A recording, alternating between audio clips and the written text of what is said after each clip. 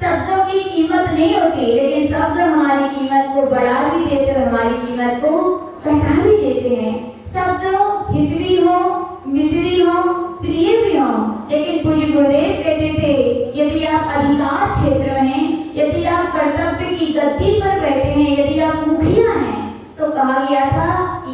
आप केवल हित और मित भी बोलेंगे तो भी वे वचन क्या है आपके प्रिय ही हैं। क्यों?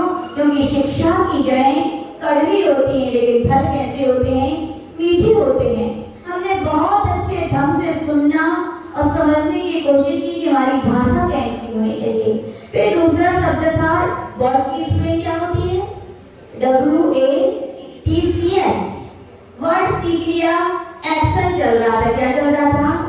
एक्शन। सभी एक्शन करते हैं कि नहीं? कभी किसी को बिठा दो और फिर देखो उनके एक्शन कैसे कैसे होते हैं। लेकिन एक्शन एक वे होते हैं जो हमारे बुरे संस्कारों को, हमारे अशिष्टाचारों को, हमारे अकर्तव्य को, हमारी अवहेलनाओं को बताते हैं। और एक ऐसे एक्शन होते हैं जो हमारे व्यक्तित्व का विकास करते हैं।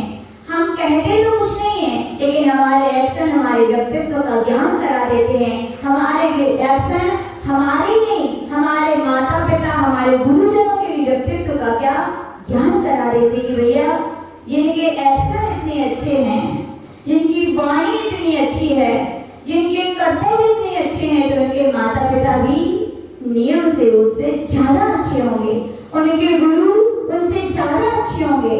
तुम यही सीख रहे थे एक्शन। और गौतम बुद्ध भगवान ने महावीर भगवान से भी पहला प्रश्न पूछा था तो यही पूछा था। क्या पूछा था कि भगवान कदम चले कदम चिट्ठे कदमा से कदम से कदम भासे भुंजे एवं पापम न बचे। हमने सुना था कदम चले, कैसे चले? तो हमने कहा था ना पिछली बार कैसे चलो? आप भी पौले रखो, ये पौले पैर आपके हृदय की दया की सूचक है। कदम चले कदम चिट्ठे, कैसी चेष्टा करें? तो हमने यही बताया था आपके लिए घर में मेहमान आ जाए, क्या आ जाए? समृद्धि, मेहमान आ जाए घर में। अब माता जी ने कहा मीठा बोलना चाहिए, आइए आइए, और चेहरा जाइए जाइए। अरे आपकी भाषा मीठी है लेकिन आचार्य भगवान कह रहे हैं यदि आपकी चेष्टाएं, आपके एक्शन भी उतने ही अच्छे हों, उतने ही प्रशस्त हों, तो आपके व्यक्तित्व पे सोने पे सुहागा का काम करेंगे। यानी चेहरे पर कोई मिले तो क्या होनी चाहिए? प्रसन्नता होनी चाहिए। क्या होनी चाहिए? प्रसन्न चेहरे। क्या कहा था? प्रसन्नता वह इत्र है जो स्वयं को ही, जो आपसे मिलते हैं मीठा भाभी, उनके लिए भी क्या कर देती है? वो प्रसन्न बना देती है।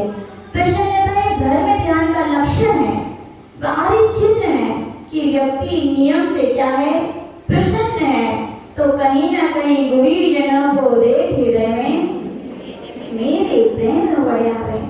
गुरुजनों को देखे और प्रेम नहीं आया, प्रसन्नता नहीं आई, तो हमें नहीं लगता आप धर्मात्मा हो। कोई कहेगा क्या? कितने भी कोई पंडित हो, हमारे गुरुदेव से हमेशा बोलते थे भैया 2.5 अक्षर प्रेम का पढ़े सो पंडित होए। पंडित बनने के लिए बहुत सारे ज्ञान की आवश्यकता नहीं है, केवल क्या चाहिए? क्या चाहिए? प्रेम का शब्द और प्रेम का आपका व्यवहार चाहिए। दुनिया क्या है? आपकी है। विश्वास है क्या ऐसा हो सकता है? देखो रामचंद्र जी भी थे, एक रावण भी था। रावण के पास तो पहले त्रिखंडी हो गया था, सब कुछ था, क्या कोई कमी थी क्या? कुछ नहीं था। और रामचंद्र जी को जब वनवास हुआ तो कुछ था क्या उनके पास? फिर भी जब लौटे अंत में तो क्या था उसके पास? क्या था? राम के पास कुछ नहीं था लेकिन सब कुछ मिला, और रावण के पास सब कुछ था फिर भी सब कुछ खो दिया। क्यों खो दिया? इसी कारण वाणी में मिठास नहीं थी और चेहरे पर प्रसन्नता नहीं थी। व्यक्ति को अपना बनाना चाहता है लेकिन कैसे? डर से, भय से। लेकिन गुरुदेव कहते हैं किसी को अपना बनाना है तो किससे बनाओ? प्रेम से। व्यक्ति डंडे से नहीं झुकती, किससे झुकती है? आपके प्रेम से झुक जाइए। झुकती है दुनिया, झुकाने वाला चाहिए। लोग कहते ये नहीं सुनते, वो नहीं सुनते हमारी। अरे भैया तुम्हें सुनाने की कला नहीं है। क्या नहीं है? जिस दिन ये सुनाने की कला आ जाएगी, सुनाने की कला यही है वाणी में मिठास और आपके व्यवहार में प्रशस्तता हो, प्रसन्नता हो। छोटों को छोटा ना समझें। अपन लोग क्या सोचते? छोटे हैं, डांट दो, फटकार दो, कंट्रोल कर लो, हमारे कहाँ जाएंगे? को एक लाठी से नहीं हाँका जाता। बुंदेलखंड की कहावत है कि हर व्यक्ति को एक लाठी से नहीं हाँका जाता है। आप सोचिए कि जैसे हम अन्य से व्यवहार करते हैं वैसे इनसे भी व्यवहार करें तो बात बनेगी क्या? नहीं बनेगी। जैसा व्यक्ति है, प्रतिभावान है, ज्ञानवान है, विवेकवान है या अल्पज्ञ है, अनभिज्ञ है, उससे आपको उसी तरह से बात करनी होगी। समय साल में भी आचार्य भगवान वहां पर कुंद देव कहे भैया अनार्य लोग हैं और आप श्रेष्ठ भाषा बोलोगे तो उनकी समझ में नहीं आएगी। व्यवहारी जन है तो व्यवहार की भाषा ही बोलनी पड़ेगी। जब इतने बड़े कुंद देव कह रहे हैं तो आचार्य भगवान भी कह रहे हैं हमारे एक्शन में, हमारी भाषा में वो पन हो जो दुनिया को अपना बना दे। तो हमने सुना था पिछले बार कि प्रसन्न रहिए। क्या रहिए? प्रसन्न आप रहोगे ना तो हमें विश्वास है कि आप 4 लोगों में प्रसन्नता बांट सकते हो। आप ही प्रसन्न ना हो तो किसी को प्रसन्न कर सकते हो आप? नहीं। हमारे आगे से हमेशा बोलते प्रसन्न रहो, लेकिन प्रसन्नता का दांत दिखाना नहीं है ही करने लगो। प्रसन्नता का अर्थ तो कसाय हो जाएगी। क्या हो जाएगी? हास्य कसाय। प्रसन्नता यानी धर्म ध्यान का लक्षण। गुरुजनों को, गुणीजनों को जब भी देखें उनमें क्या हो जाए? देख करके बंदे तदगुण लभते। हमारे अंदर भी ये विचार आए, हमारे अंदर भी ये भाव आए, हमारे अंदर भी ये गुण आए। ऐसे जब करते हैं, ऐसे जब हमारे अंदर भाव होते हैं तो गुरुदेव कहते प्रसन्नता आएगी कि नहीं आएगी? प्रसन्न वही रहते हैं जिन्हें विनय का वरदान होता है। अकड़ के रहने तो मर्दों की पहचान होती है।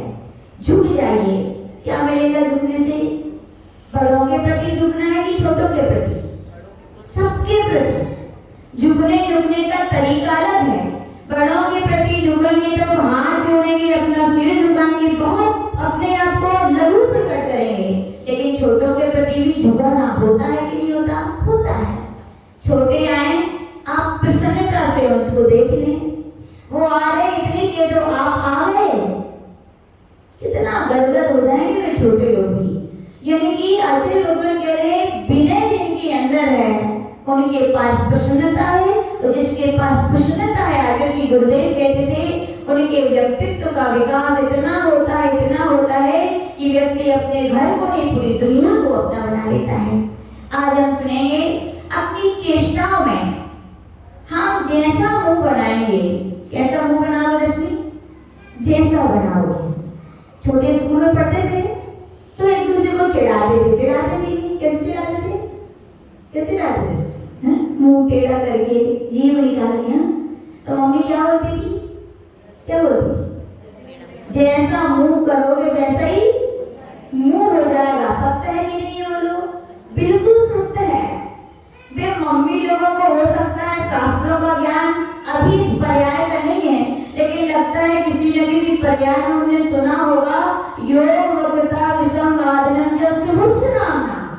जैसा व्यक्ति मन वचन काय की चेष्टाएं करता है वैसे उसके लिए अशुभ नाम कर्म का बंध होता है और बीज बोए तो फल कैसे मिलेंगे भैया? बोलो। वैसे तो मिलेंगे। आज आपने टेढ़ा मुंह करके किसी से बात की तो विश्वास रखना अगले भाव में क्या मिलेगा? टेढ़े ही मुंह मिलेगा। बिल्कुल सत्य है, बिल्कुल सत्य है। तो आचार्य भगवान कह रहे हैं हम अच्छा मुंह चाहते हैं, हम अच्छा दूसरों से व्यवहार चाहते हैं, हम अच्छा दिखना चाहते हैं। उसका वह सबसे अच्छा तरीका यही है कि वर्तमान में वैसे ही बीज बोते जाइए। जैसे बीज बोगे विश्वास रखना फल भी वैसे मिलेंगे। हमारी चेष्टाओं में आचार्य भगवान कहते हैं चेहरे के एक्शन सब कुछ कहते हैं कि नहीं? कहा था ना अवाक विसर्जन बपुषा निरूपयन्ति मोक्ष मार्गा। शैवाल सिद्धि में पूजीपाद महाराज कह रहे हैं वीतराग साधुजन नहीं बोलते हुए भी उपदेश देते हैं। मौन है लेकिन उनकी चर्या, उनकी शरीर, उनकी चेष्टाएं दुनिया के लिए क्या देती हैं? बहुत बड़ा उपदेश देती हैं। और ये तो छोटे छोटे बच्चे भी जानते हैं कि नहीं? कहाँ ये प्रसादी मम्मी है कि नहीं? यदि उनकी मम्मी, छोटे बच्चों की माँ यदि पावर में हो, पावर में मतलब वो देवी जी आ गई हो क्रोध वाली, तो पड़ोसी तो छोड़िए, आपका वो छोटा सा बच्चा भी आपके चेहरे को देख करके आपके पास आने में हिचकिचाता है। वो दूर से कहता है आज तो पावर आइए, बोले बच लो खिसक लो पतली गली से। वो जाने की चेष्टा नहीं करता। और माँ प्रसन्न हो, कितना भी गलती करके आया हो, कितना भी परेशान हो, लेकिन देखता है माँ प्रसन्न है तो जल्दी से जाके माँ की गोदी में बैठ जाता है। माँ ने कुछ कहा क्या, बोलो? नहीं कहा। किसने कहा? लेकिन उसके एक्शन ने। ये एक्शन क्या है? गुरुदेव कहते हैं संवेदनशीलताएं। क्या कहलाती है? संवेदनशीलताएं जैसी हमारी होती हैं वैसी हमारे चेहरे की बनावट होती है, वैसी हमारी प्रतिक्रियाएं होती हैं, वैसा हम दूसरों के प्रति व्यवहार करते हैं। गुरुदेव कहते थे, और ये गुरुदेव कहते नहीं थे, पूज्य गुरुदेव के अंदर ये गुण कूट कूट कर भरा हुआ था। कौन सा गुण? संवेदनशीलताओं का। कौन सा गुण? इतने सारे शिष्यों को, हर अलग अलग प्रांत के, अलग अलग माता पिता के, अलग अलग उम्र वाले, अलग अलग विचार वाले, एक साथ विराट की माला में पिरो देना सरल की कठिन है? बोलो, बहुत कठिन है। कठिन तो है ही, तभी तो पहले 4 बच्चे, फिर 3 बच्चे, फिर 2 और 1 के नंबर आ गए। यानी कि आप अपने बच्चों में संभालने में समर्थ नहीं हो, तभी तो ऐसे दिन आ रहे हैं। और गुरुदेव देखो, आप कहते हो हम 2, अब कहते हमारो 1, और हमारे ऋषि बोलते हैं हम 1 और हमारे अनेक। क्या बोलते हैं? हम 1 हमारे अनेक। कैसे उनके अंदर ये भाव आता है? क्योंकि पूज्य गुरुदेव संवेदनशील हैं। संवेदनशीलता यानी कि दूसरों की परिस्थितियों को समझने की एक क्षमता, दूसरों की भावनाओं को समझने की क्षमता, दूसरों के हृदय की संवेदनाओं में डूबने की क्षमता हर किसी में हो पाती है। क्या? अस्वार्थ से भरी दुनिया है। किससे भरी है? अपना स्वार्थ देखता है व्यक्ति। किसका देखता है? दूसरे का क्या हो रहा है, क्या उसके अंदर की परिस्थिति है, क्या उसके विचार है, क्या उसकी भावनाएं हैं, उसकी आज के व्यक्ति को कीमत नहीं है। सबको किसकी कीमत है? अपने स्वार्थ की। लेकिन हम लोग ने गुरुदेव के चरणों में जितने समय बिताया, एक सबसे श्रेष्ठ बहुत सारे गुण हैं, लेकिन हमने एक गुण बहुत अच्छे से देखा कि पूज्य गुरुदेव बहुत संवेदनशील थे। क्या थे? हर किसी की भावनाएं। यानी कि हमारे सामने इतने सारे माता जी महाराज जी हैं। आप लोग देखते हो 4 बच्चे होते हैं किसी माँ के, एक यदि टैलेंटेड हो तो कुछ ना कुछ तो फर्क दिखता ही है उसके प्रति प्रेम में और अन्य बच्चों के प्रेम में। दिखता है कि नहीं? कोई ज्यादा सुंदर हो, एक सुंदर ना हो, कुछ ना कुछ तो माँ के विचारों में अंतर आ ही जाता है। लेकिन हमने पूज्य गुरुदेव को देखा, जरूरी नहीं कि उनके सबसे विद्वान ही हो। मोक्ष कल्याण के मार्ग पर आने के लिए ज्ञान की उतनी आवश्यकता है क्या? नहीं है। पहले दीक्षा काल का है, फिर शिक्षा काल का राजा कुंद देव ने कहा है, मोक्ष कल्याण की यदि भावना हो गई है तो कोई आवश्यकता नहीं है आपके ज्ञान की। पहले आप अपनी भावना को चरितार्थ कीजिए, जीवन में आचरण आएगा, चारित्र आएगा। चारित्र यानी कषायों की मंदता, चारित्र यानी मन वचन काय की शुद्धता। और जब ये आती है तो कहा जाता है, आचार्य बोलते हैं ज्ञान तो छम छम होके अपने आप आता है। इसलिए चारित्र धारण करने के लिए ज्ञान की नहीं, किसकी आवश्यकता है? भावनाओं की। किसकी? बहुत सारे माता जी महाराज जी, वृद्ध माता जी लोग हैं। अब दीक्षा दे कि नहीं दें? अमरावती में मान लो दीक्षा होती कभी, और बूढ़े बूढ़े जन आ जाते और पूछा जाता है ये कभी स्कूल में नहीं गए, इनको पढ़ना भी नहीं आता, दीक्षा दी जाए कि नहीं दी जाए? क्या बोलोगी स्मृता ताई? क्या बोलोगी? काय को दीक्षा दे रहे महाराज? कछु तो आते ही नहीं है, कहाँ करेंगे बैठ के? अरे भैया, मोक्ष मार्ग में कुछ करना थोड़ी है, कुछ करना है क्या? मोक्ष मार्ग में जो आप करना समझते हो वो बिल्कुल नहीं करना है, और जो करना है उसके लिए आत्म भावों की आवश्यकता है, ज्ञान की उतनी आवश्यकता नहीं है। आत्म कल्याण की यदि सफल भावना हो, गाढ़ भावना हो, तो आचार्य बोलते थे यदि णमोकार मंत्र भी आता है तो मोक्ष होगा कि नहीं होगा? बोलो, हुआ कि नहीं हुआ? हुआ। किसको हुआ? श्री बुद्धि मुनि महाराज को हुआ। 12 वर्ष तक भी इन्हें णमोकार मंत्र याद नहीं हुआ, फिर भी उनको केवल ज्ञान हुआ, मोक्ष हुआ। किसके बल पे हुआ? केवल एक आत्म कल्याण की भावना के बल पे हुआ। तो हम ये कह रहे थे कि आदर्शी के संग में कोई कम ज्ञानी भी है, कोई बहुत ज्ञानी भी है, कोई सुंदर भी है, कोई नहीं है, कोई बहुत पढ़े लिखे, कोई नहीं है, कोई बहुत अच्छे प्रयोजन कर सकते, कोई नहीं करते।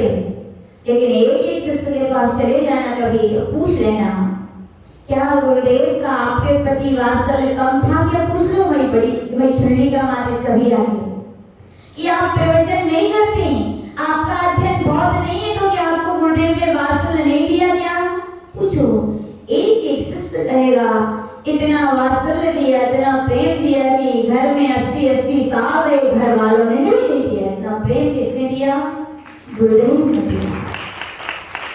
क्यों? क्योंकि आदर्शी हर किसी की भावनाओं को समझते थे, हर किसी की संवेदनाओं को स्वयं एहसास करते थे, उनकी परिस्थितियों को समझते थे।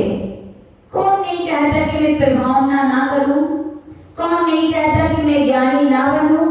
कौन नहीं चाहता कि मैं सुंदर ना हूं? सब चाहते हैं, लेकिन सबको सब मिलता है क्या? नहीं मिलता। लेकिन फिर भी पूज्य गुरुदेव इतने संवेदनशील थे कि उन्होंने कभी किसी को एहसास नहीं होने दिया कि आप में ये कमी है। जिसमें जो प्रतिभा थी उसकी उस प्रतिभा को आदर्शी ने क्या किया? निखारने की कोशिश की। कोई बात नहीं, आपका अध्ययन ज्यादा नहीं है, आप बैया वृत्ति तो कर सकते हो ना, आप बैया वृत्ति में परफेक्ट हो जाओ, आप बैया वृत्ति में स्पेशलिस्ट हो जाओ।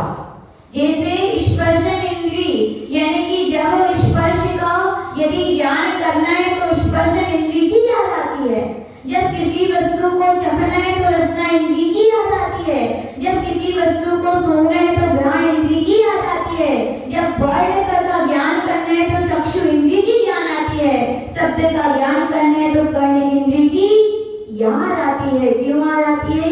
क्योंकि एक इंद्री दूसरे इंद्री का काम नहीं कर सकती। तो आचार्य बोलती थी हमें भी इंद्रियों से कुछ शिक्षा लेनी चाहिए। हो सकता है हम बड़े बड़े कार्यों में स्पेशलिस्ट ना बने, छोटे कार्य में भी तो बन सकते हैं। छोटे कार्य करने से कोई छोटा होता है क्या? नहीं होता, याद रखना। बड़ी बड़ी बातें करने से कोई बड़ा नहीं होता और छोटे छोटे कार्य करने से कोई छोटा नहीं होता, ध्यान रखना। आज जैसी यही भावनाएं हमेशा सबके अंदर भर देते थे। कोई बात नहीं, ज्ञान नहीं तो बैया वृत्ति तो कर सकते हो। जब भी समय बैया वृत्ति की किसी को आवश्यकता हो, आप इतने अच्छे स्पेशलिस्ट बन जाइए, इतने समझदार बन जाइए कि याद किया जाए तो किसको याद किया जाए? आपको याद किया जाए। तो आचार्य ने एक एक साधु की संवेदनाओं को समझा है। और साधु तो छोड़िए, मीना आंटी, हम लोग ने देखा आचार्य पशु पक्षियों की संवेदनाओं को समझते थे। कई बार ये एहसास किया। तमिलनाडु का चतुर्मास चल रहा था। आचार्य गुरु नानक गुरुदेव आचार्य विमल सागर जी के शिष्य हैं, क्या हैं? और गुण उपलब्धियां विरासत में मिलती है। किसमें मिलती हैं? वैद्य यदि हो और उनके बच्चे भली वैद्य ना पढ़े, लेकिन विरासत में वैद्य कुछ ना कुछ अंश में तो बने जाते हैं। पूज्य गुरु नानक गुरुदेव आचार्य विमल सागर जी वात्सल्य के सागर वात्सल रत्नाकर कहलाते थे, तो वे ही गुण उनके शिष्य पूज्य गुरुदेव में भी कूट कूट कर भरे थे। वात्सल्य भरा था, यानी कि हर व्यक्ति तो छोड़ो जानवर भी उनके चेहरे की एक्शन को देखकर, संवेदनाओं को देखकर घबराते नहीं थे। हम लोग ने कई बार देखा जानवर, यहाँ तक कि तमिलनाडु की बात सुनाए थे, एक गिलहरी थी, बिल्कुल नहीं डरती थी आचार्य से। कभी कभी लगती तो अपन तो थोड़ी आड़ में थी, भागती है गिलहरियां, लेकिन देखते थे आचार्य के पास गिलहरी ऐसी टेबल रखी थी, आराम से आकर बैठती थी। और आचार्य को कभी नैपकिन वगैरह जो गृहस्थ लोग रख जाते थे सेवा भाव से, यदि हम लोग देखते तो गिलहरी आके उसके नीचे छिप जाती थी। तो एक बार छिप गई हम लोगों के सामने, नैपकिन के नीचे कपड़ा रखा था, तो हम लोग उसको खोलने लगे। तो आजी बोले ऐसा मत करो। यदि क्यों ना करें? तो बोले देखो वो घबरा जाएगी। बोले क्या हो जाएगी? वो घबरा जाएगी। बोले तो अचानक वो अपने आप चली जाएगी, कुछ डिस्टर्ब नहीं करो। इसका मतलब क्या? आचार्य जी समझते थे उसकी संवेदनाओं को, हर व्यक्ति की यानी जानवरों की। बोले उसे अलग मत करो, वो घबरा जाएगी। एक और उदाहरण सुनाते हैं तमिलनाडु का। आचार्य जी वहां पर एक गर्मी बहुत होती तमिलनाडु में। कितनी गर्मी होती है? महाराष्ट्र से भी ज्यादा गर्मी होती है तमिलनाडु में। यहाँ तो फिर भी 4 महीने बारिश हो जाती है कि हम लोग को तमिलनाडु में चतुर्मास हुआ पूरे 4 महीने हो गए। कितने महीने हो गए नीलिमा जी? 4 महीने। देवता तो ऐसा लगता है रुष्ट ही हो गए थे बिल्कुल। कौन से देवता? मेघ कुमार। एक भी बूंद बारिश नहीं हुई वहां, इतनी भीषण गर्मी थी। तो 4 महीने हम लोग छत पर सोते थे राजश्री महेंद्र की दहलान में। पूरा मुनि महाराज सोते थे, गर्मी का दिन था तो दहलान से बढ़िया एसी की हवा कहाँ से आएगी। तो राजश्री में वहां सोते थे। तो एक बार क्या हुआ, रात्रि के समय राजश्री को कुछ आहट हुई। गुरुदेव की नींद भी बहुत कच्ची थी, बहुत बहुत कच्ची। उनके लिए जैसे आहट हुई तो राजश्री जागे और वहां पर देखा बहुत सुंदर सुंदर शिखर हैं। कहाँ पर? तमिलनाडु में। कोई गया नहीं यहाँ से कोई आज तक तमिलनाडु? बताओ, एक भी जन नहीं गए। ओहो, पड़ोसी में ज्यादा दूर नहीं हुआ ना भैया। लेकिन कैसे जाए अमरावती वाले? मालूम क्यों नहीं जाते अमरावती वाले? बोले स्वर्ग से सुंदर, सपनों से ज्यादा अमरावती। बोले इतने ही अमर है माता जी, तो मैं दूसरी जगह अमर होने जाने की आवश्यकता ही नहीं है। वहाँ की बहुत सुंदर सुंदर शिखर हैं। वहाँ शिखरों पर कौवा रहते हैं। कौवा नहीं, क्या होते? कबूतर रहते थे। तो रात्रि के समय कबूतर की एक विशेषता होती है। क्या होती है पता है? क्या होती है कबूतर की विशेषता? वो आंख बंद कर ले तो क्या सोचता है? क्या सोचता है? कि मुझे कोई नहीं देख रहा है। जैसे बच्चे नहीं होते, जब छिप जाओ तो क्या कर लेते? ऐसे कर लेते। बोले कोई मुझे नहीं देख रहा है, लेकिन भूल जाते हम किसी को नहीं देख रहे, सब हमें देख रहे हैं। कबूतर की भी ऐसी परिणति कहें, कर्म का उदय कहें, आंख बंद कर ले तो यही सोचते कि मुझे कोई नहीं देख रहा है। लेकिन मौसी, कौन सी मौसी? हाँ, समझदार हो। आगे समय में बेवनी से मौसी कहेंगे लोग, क्योंकि एक ही मोड़ा एक ही मोड़ी, तो कहाँ मौसी मिलने वाली। तो कोई पूछेगा मौसी कौन है तो कहेंगे ये मौसी है। ठीक है। तो बिल्ली मौसी, वहां से एक बिल्ली आई और बिल्ली ने कबूतर को शायद झपट किया था। तो आजशी को उसकी आवाज सुनाई दी। आजशी उठ गए और आजशी जैसी बिल्ली भागी, आजशी ने तेजी से कदम बढ़ाए। आजशी समझ गए कि बिल्ली ने किसी को घायल करने की कोशिश की है। आजशी जैसे उनके पीछे गए, बिल्ली के पीछे, तो बिल्ली भी बहुत समझदार है। कौन की मौसी है? किसकी मौसी है? अब आप लोग की होगी थोड़े दिनों बाद। तो बड़ी चतुर होती है।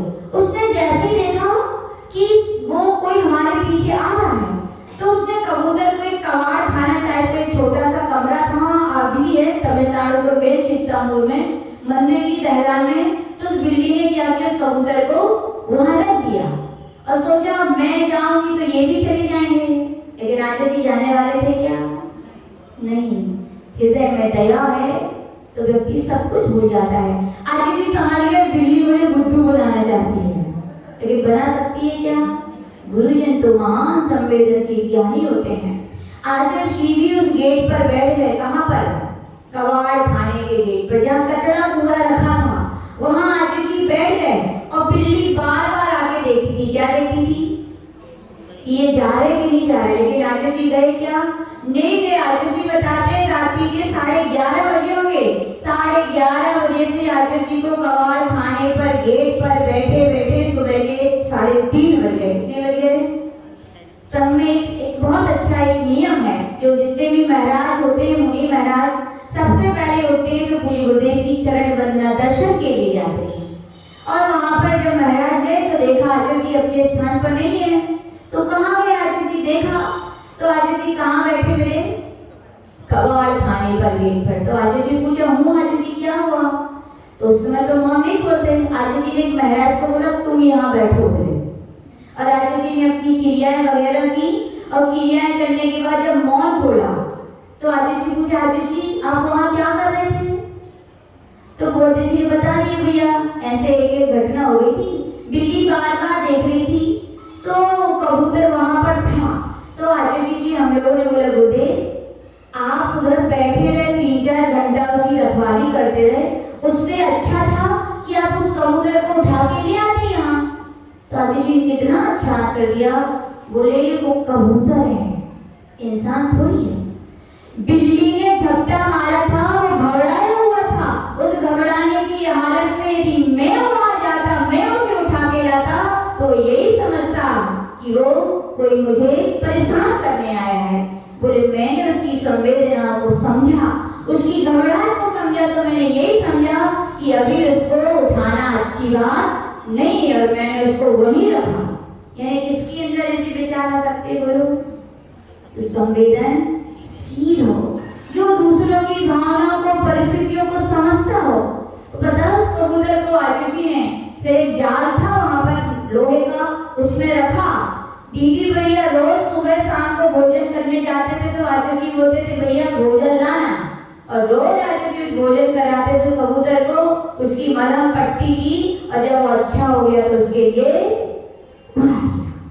तो कहने का तात्पर्य अपने जीवन में चेहरे के एक्शन में कब सहजता आएगी, कब प्रसन्नता आएगी, कब अपनापन आएगा। तो आचार्य जी बोलते थे भैया संवेदनशील बनो। कैसे बनो? संवेदनशील व्यक्ति होते हैं, हर किसी की भावना को समझते हैं। बहुत कठिन है, सरल नहीं है संवेदन। हम लोग भी बहुत कोशिश करते हैं, हम क्यों किसी आपकी कहें तो अपनी कह रहे हैं, हम लोग भी बहुत कोशिश करते हैं कि इतने संवेदनशील बने, लेकिन बहुत मुश्किल है, लेकिन नामुमकिन असंभव नहीं है। हम एक एक कदम बढ़ाएंगे तो आचार्य जी बोलते थे हमारे जीवन में भी संवेदनाएं आएंगी। तो कहने का तात्पर्य हमारे एक्शन अच्छे तब करेंगे, उसमें एक अच्छा पॉइंट ये भी है कि हमें कैसे होना चाहिए? संवेदनशील। संवेदनशील व्यक्ति की चेष्टाएं जब भी वो करेगा, वो पहले सोचेगा कि मेरी चेष्टाओं से किसी को कष्ट तो नहीं होगा। और जो व्यक्ति ऐसा सोचेगा तो उसके चेहरे पर क्या आएगी? नियम से दया होगी, नियम से करुणा होगी, नियम से अपनापन होगा। तो आचार्य जी बोलते थे चेष्टाएं कैसी करो? संवेदनशील बन के करो। कैसे करो? संवेदनाएं आपके चेहरे पर होगी तो नियम से आपके एक्शन बोले अपने आप प्रशस्त होंगे, और आप प्रशस्त नामकरण का बंद करेंगे। आज भले ये टेढ़ा हो सकता है, किसी का मिल गया हो, उनका अच्छा हो जाएगा, लेकिन जिनको अच्छा मिला है चेहरा, फिर भी बुरी जनों को देख के आप प्रसन्न नहीं हो पा रहे हो, उनके प्रति नहीं झुक पा रहे हो, अपनी कमजोर व्यक्ति या दीन दुखियों के प्रति आप संवेदनाप्रद व्यवहार नहीं कर पा रहे हो, तो विश्वास रखना आज अच्छा है लेकिन अगले जन्म में अच्छा मिलेगा क्या? नहीं मिलेगा। तो आचार्य भगवान में कह रहे कदम चिट्ठे, कैसी चेष्टाएं करें? तो सोचते जाएं कैसी कैसी प्रशस्त चेष्टाएं करें। फिर कह रहे कथम आसे, कैसे बैठें? कैसे बैठना चाहिए? अब लोग सब अच्छे से बैठिए अच्छी बात है, कम से कम सुन के फर्क तो आया। देखो कितना बड़ा प्रभाव पड़ता है शब्दों का। तुरंत हमने कहा देखो ये टेढ़े लोग भी सीधे बैठे, समझते तो सब हो कि बैठना हमें कैसे चाहिए। बैठने में भी आचार्य जी बोलते थे प्रशस्तता होनी चाहिए। कहना चाहिए प्रशस्तता। हम लोग से आचार्य जी बोलते थे सामयिक में एक बार हिल जाओ, डुल जाओ, कुछ भी हो जाओ, चल जाएगा, लेकिन जब समाज के सामने बैठो तो कैसे बैठो? आदर्श हो आप, जिसके दुनिया के लिए आप आदर्श हो। आदर्श का मतलब है? आदर्श का मतलब हाँ सही बोली सिखाती। आदर्श यानी मिरर, आईना, शीशा, कांच। क्यों देखते हो आप लोग? रूपाली भाभी शीशा क्यों देखते हो? बताओ बताओ। दीप्ति भाभी क्यों देखती हो शीशा? अर्चना जी शीशा क्यों देखती हो? बताओ बोलो। किसी को नहीं पता, देखते लोग। यदि हम नियम दे देना क्या शीशा नहीं देखना, फिर देखो सबका चेहरा देखते सब हैं, लेकिन ये नहीं मालूम क्यों देखते हैं। तो देखना मंजू मंजू बेकार है। मनोहर जी सही है कि नहीं? आपसे पूछा शीशा क्यों देखते हो? बोलो। अपन कैसे दिखते इसलिए याद रखना। फिर क्या करते हो देखने के बाद? अपन कैसे देखते इसलिए नहीं देखते हो, अपन शीशा इसलिए देखते हैं पाउडर लगाया है। किसने लगाया? माधुरी का नहीं, इतने सुंदर है तो भी पाउडर कहीं कम और ज्यादा तो नहीं करते, इसीलिए देखते हो ना। काजल लगाया है तो काजल लगाया है ये नहीं देखते हो, काजल कहीं कम और ज्यादा तो नहीं लग गया है। कंघी की है ये नहीं देखते हो कैसी की है, इसलिए देखते हो कहीं बाल निकले तो नहीं है। बोलो यही है ना, यानी कि शीशा, आईना, मिरर जब भी देखा जाता है, पूज्य गुरुदेव कहते थे अपने सुधार के लिए देखा जाता है। किसके लिए? सुधार ही तो करते हो।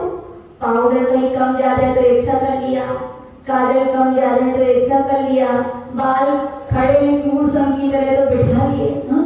यानी कि आदर्श आईना, मिरर आदर्श बोलते थे सुधार का प्रतीक है। और हम लोग से बोलते थे भैया आप आदर्श हो, आपको देख करके दुनिया सुधरने वाली है, यदि आप ही बिगड़े बैठोगे तो दुनिया आपसे क्या सुधरेगी। बोले क्या बोलते थे? आदर्श हो। जब भी बैठो, ये आपकी गद्दी नहीं है, किसकी है ये पाटा? किसका पाटा है? लकड़ी का लकड़ी का पाटा नहीं है भैया, है किसी अपेक्षा से, लेकिन ये हमारा आसन नहीं है। किसका आसन है ये? भगवान महावीर का आसन है। किसका है? भगवान महावीर नहीं है, उनकी गर्दन होनी चाहिए, गर्दन नहीं है, आचार्य भगवान होने चाहिए, आचार्य नहीं है, मुनि महाराज होने चाहिए, मुनि महाराज नहीं है तो किस्मत मानो की माता जी तो मिल गई, लेकिन माता जी कभी ये नहीं कहेंगे ये मेरा आसन है। किसका आसन है ये? भगवान का आसन है। इस पर यदि हम आदर्शता के साथ बैठेंगे तो हमारा आदर्श नहीं भगवान महावीर का आदर्श लगेगा, और यदि हम गड़बड़ बैठेंगे तो हम हेतु बनेंगे भगवान महावीर की आदर्शता में कुछ कम करने में। तो आचार्य बोलते थे जब भी बैठो, कैसे बैठो? प्रशस्त। प्रशस्त मतलब ये रीढ़ की हड्डी को सीधा करने की कोशिश करें। धार्मिक भी भावनाओं का विकास होगा, इसको कुंडली जागरण, इसने सुना हो कभी, चक्कर होते हैं अपने शरीर में, तभी जागृत होते हैं जब हम सीधे बैठे हो। और जब चक्र जागृत होते हैं तभी विश्वास रखना वो धार्मिक क्रियाओं से की गई ऊर्जा आपके शरीर में काम आती है, आपकी आत्मिक सिद्धि को बढ़ाती है। आप सीधे नहीं बैठोगे, ऊर्जा आपके शरीर में जाने वाली, बोलो है कि नहीं? देख लो, आप सीधा सा है, एक लकड़ी है, उसको टेढ़ा कर दो, पानी डालो तो जाएगा क्या ऊपर से नीचे तक? और लकड़ी सीधी हो तो बोलो जाएगा? सीधा सिंपल है कि जब भी बैठे कोशिश करें कैसे बैठे? सीधा बैठने की। आपकी लौकिक भी गुण बढ़ेंगे, ऊर्जा मिलेगी, और शारीरिक विकास के लिए भी डॉक्टर भी यही बोलते हैं कैसे बैठो? सीधे बैठो। सीधे बैठने का मतलब अकड़ना भी नहीं, जे बैठेगा सीना तान के, ये तो अभिमान करते हैं। सीधे बैठना यानी कि लघुता भी हो, नम्रता भी हो और प्रसन्नता भी हो। जब ऐसे आप बैठते हैं, और कभी भी ध्यान रखें जब भी बैठें गुरुजनों के सामने गुरु आसन, लघु आसन से बैठें। कैसे बैठें? लघु आसन यानी आलती पालती, क्या होता है? सुखासन जिसे बोलते हैं। गुरु आसन यानी एक पैर को दूसरे पैर के ऊपर रख करके गुरुजनों के सामने ना बैठें, और बैठें तो कहाँ बैठें? कहाँ बैठें? ये देखो अतिक्रमण होगा, अतिक्रमण हो गया कि नहीं? ऐसे ठीक है, यहाँ के पुरुष लोग तो गुमशुदा तलाश कहने में खबर जैसे हैं, आते ही हैं, ठीक है। लेकिन आचार्य बोलते थे जहाँ जिसका स्थान है वही बैठना चाहिए। स्वस्थान शोभिते योगी या स्वस्थान पूजिते योगी। अच्छे व्यक्तियों की पूजा चाहिए, सम्मान चाहिए, तो कहाँ बैठो? अपनी जगह में। क्यों? गलत जगह पे बैठोगे तो क्या बोलना पड़ेगा? उठो, उठो कह दिया तो सम्मान रहा कि चला गया? बोलो बोलो। यदि आप कहीं बैठे थे और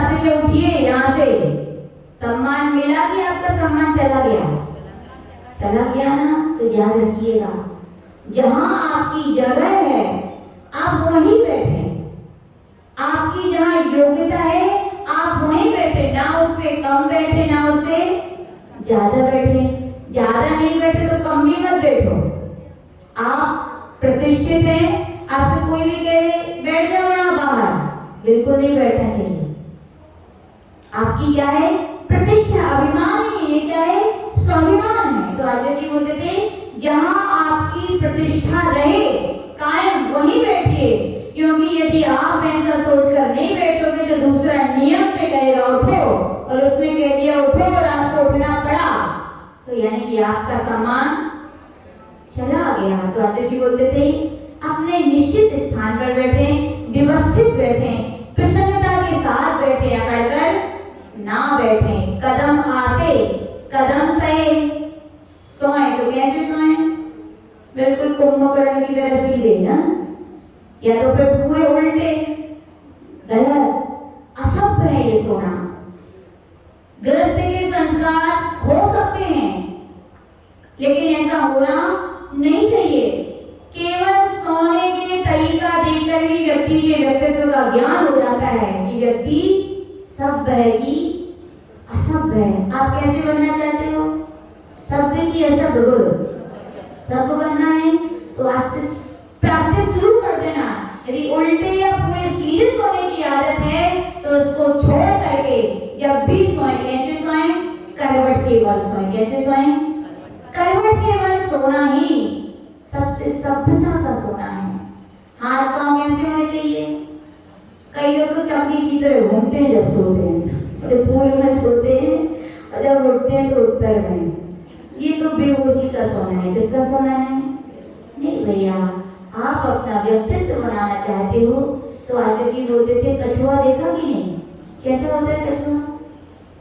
कछुआ को यदि कोई आहट मिलती है तो अपने हाथ पैर सिर को सुकोड़ देता है। सभ्य व्यक्ति भी हाथ पैर को कैसे रखते हैं? पूरे नहीं। जब मर्यादाएं रखनी हो तो ऐसे भी अपनी मर्यादा का क्या रखते हैं? ध्यान रखते हैं। और अच्छी बात बताते हैं, जब भी रात्रि में सोए किस करवट के बल सोना चाहिए? लेफ्ट साइड से। किस साइड से कि राइट साइड से? लेफ्ट साइड से सोना चाहिए। कैसे सोना चाहिए? जब भी सोए, यदि आप अपने शारीरिक मानसिक यदि विकास चाहते हो तो रात्रि में जब भी सोए तो कहां से सोए? लेफ्ट साइड से। जो लोग सोते हैं उनकी बहुत सारी शारीरिक अवस्थाएं में जो विकार आने वाले होते हैं, चाहे पेट संबंधी हो, चाहे मानसिक संबंधी हो, चाहे स्वर संबंधी हो, वो अपने आप क्या हो जाते हैं? सही हो जाते हैं। तो जब भी सोए तो कैसे सोना? Left side. उठो तो कैसे उठना? राइट साइड ही उठना।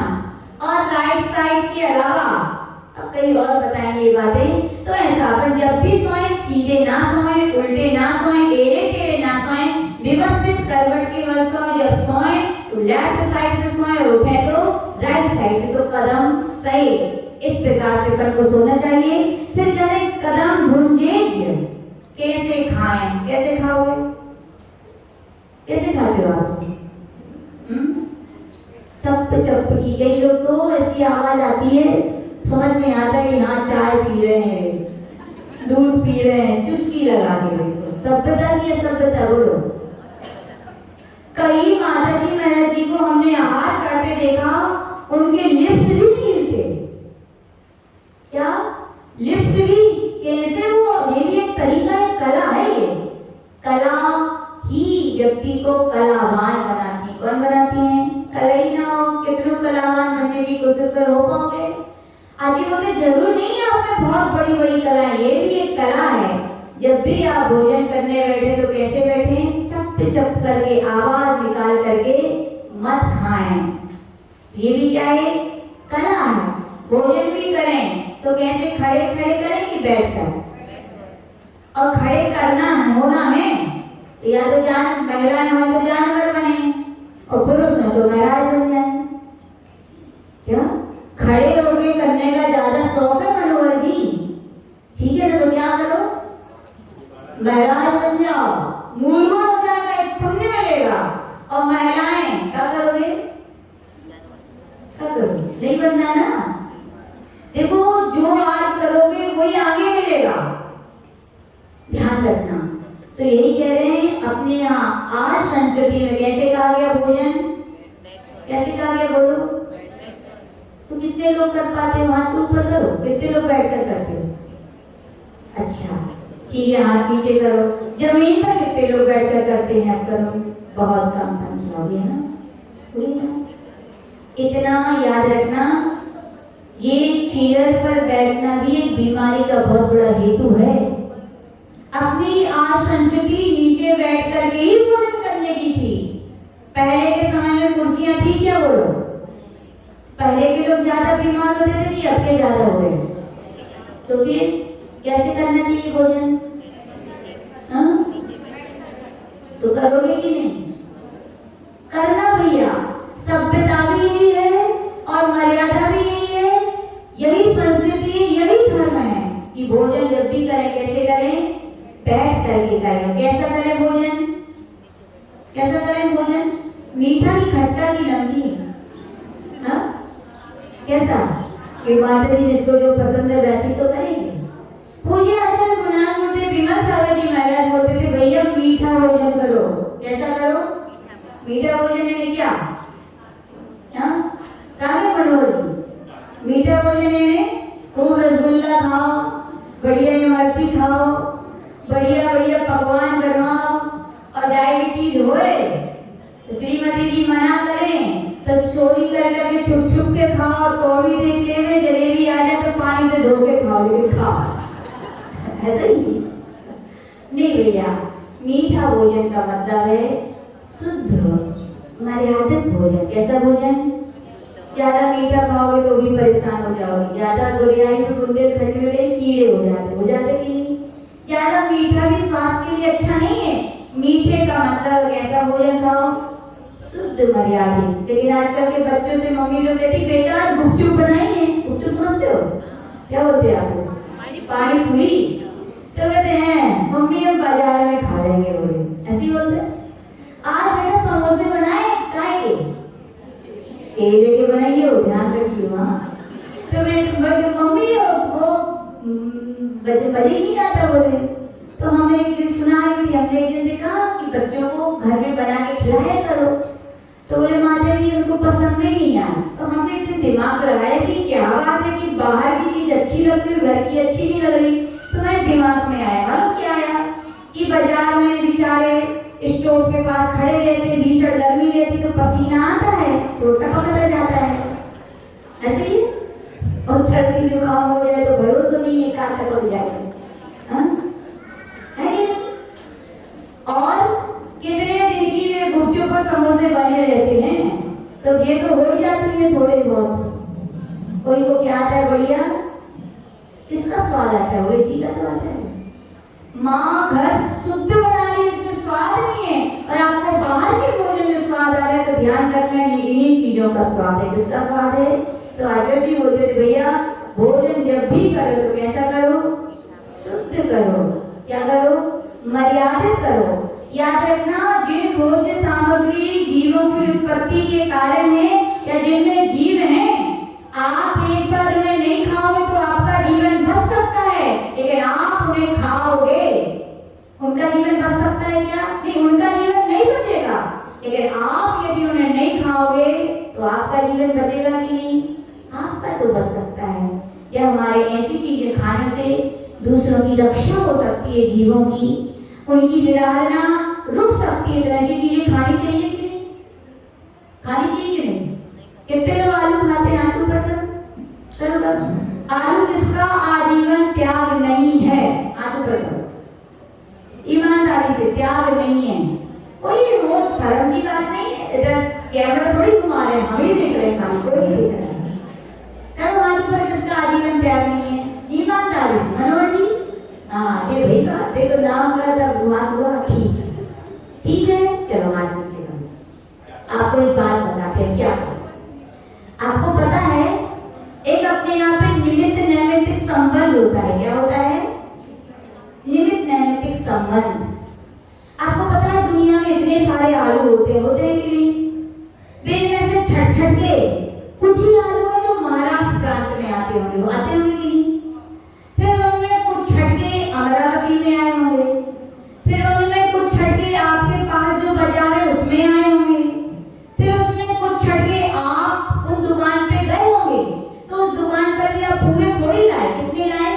कुछ ही लाए, कुछ ही लाए। अब आप सोचो, इतने सारे आलू में भी कुछ आलू ही आपके घर क्यों आए और क्यों नहीं आए? बताओ, मालूम क्यों नहीं आए?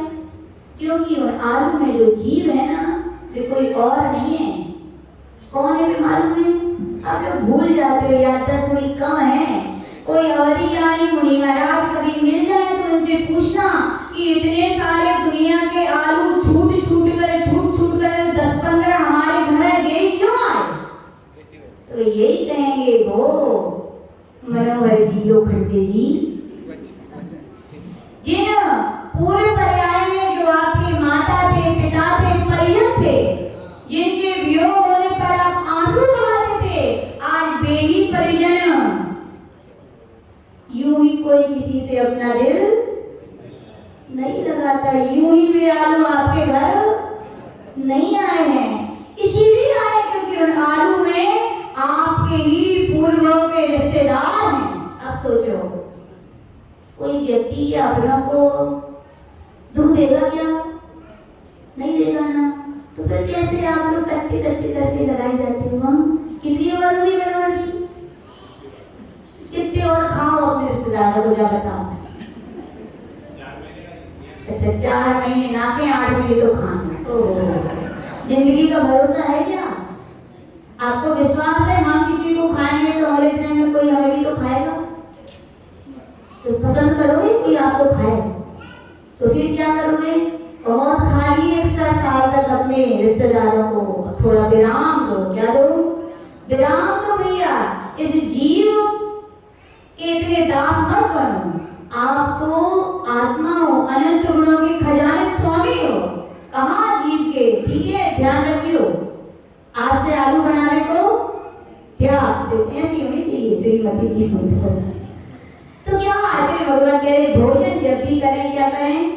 शुद्ध करें।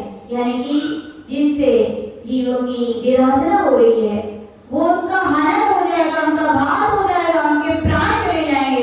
लेकिन आप यदि उनको नहीं खाओगे तो आपका कुछ जाएगा क्या? भैया कितना तो बना दिया प्रकृति ने, कितना नहीं दिया बोलो।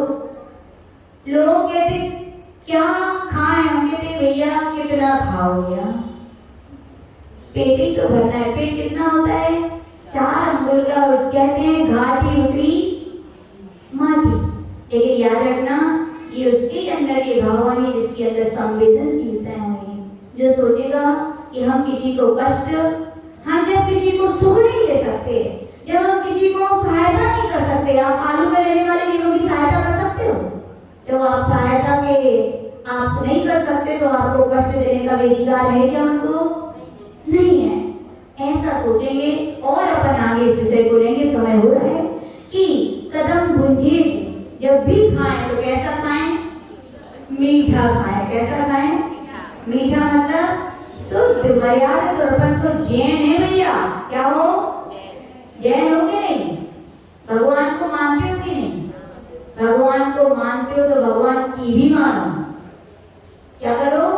जो भगवान को मानेगा भगवान की भी मानेगा, और जो भगवान की नहीं मानता तो विश्वास रखना वो भगवान को भी नहीं मानता है। तो आज के यही विषय अपन आगे लेंगे कि अपन ए फॉर एक्शन खाएं भी तो कैसे खाएं और कैसे अपने जीवन का निर्माण करें। आज यहाँ पर शांति नाम विधान हुआ। क्या नाम है उनका? किसने किया विधान आज? हाँ, महाजन जी और अंजू मंजू दीदी के परिवार वालों ने, उन सभी के लिए बहुत बहुत मंगल भावनाएं। और भैया का नाम आदर्श भैया। अरे बताइए था मैं तो, फिर भी आप उतना नहीं बता। आदर्श भैया ने भी यहाँ पर सुंदर तरीके से विधान करवाया। सभी के मंगल आशीर्वाद है। अगले संडे से तो क्या प्रारंभ